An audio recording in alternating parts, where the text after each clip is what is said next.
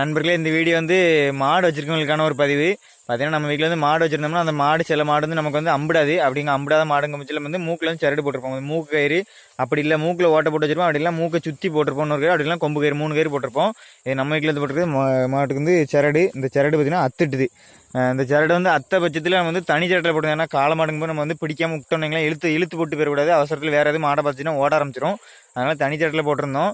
அந்த தனி சரடு இருந்து அத்துட்டுன்னு வைங்களேன், அந்த அத்தை உடனே நம்ம வந்து அந்த மாடை பிடிக்க முடியும். ஏன்னா கிட்டவே நம்ம போனோம்னாலே இது வந்து ஆளை பக்கத்தில் வேற ஆளை விடாது. ஏன்னா இது வந்து கை வளர்ப்பு மாட்டுங்கன்னே வேற ஆள் என்னையே கிட்ட விடாது. அப்படிங்கிறது நான் இன்னொரு வழி பார்த்துருந்தேன். அந்த வழி கேட்டிங்கன்னா என்ன இருக்கா, தனி சரட்டில் தான் போட்டிருந்தேன். போட்டுட்டு இன்னொரு கயிறை பார்த்தீங்கன்னா அந்த அதில் கட்டியிருந்தேன், கழுத்து கட்டியில். பார்த்தீங்கன்னா அந்த துண்டு கயிறு கிடக்கா, அந்த துண்டு கயிறு வந்து கழுத்து கட்டியில் கிடச்சிது. அந்த சரடும் அத்து தொங்கிட்டு கிடக்குது. ஆனால் அந்த துண்டு கயிறும் இருக்குது. இப்படி இருந்ததுனால இன்றைக்கி வந்து மாடை காப்பாற்றியாச்சு. ஏன்னா நம்ம வந்து அவுத்து விட்டோன்னீங்களா, இது வயல் காடு எங்கெல்லாமல் போயிடும். ஏன்னா இங்கே வந்து வேலி போட்டு நிறையா காடு வந்து வேலி போட்டாச்சு. உள்ளெல்லாம் அமுட்டுக்கிட்டுனா அதை பிடிக்க முடியாது. காடு எங்கே போச்சுன்னு தெரியாது.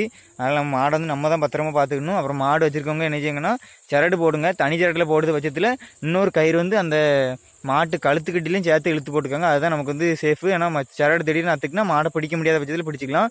மாடை அமுட்டுச்சுன்னா ஓகே. இது வந்து அம்பிடாது. இது வந்து அடங்காப்படாரி பார்த்துங்க. இப்பவுமே இழுக்க முடியலனால வீடியோ எடுக்கும்போதே இழுத்துக்கிட்டு தான் இருக்குது. சரி, வீட்டுக்கு நேரமாயிட்டு இன்னொரு 6 மணியில் பார்க்கலாங்க. தேங்க்யூ.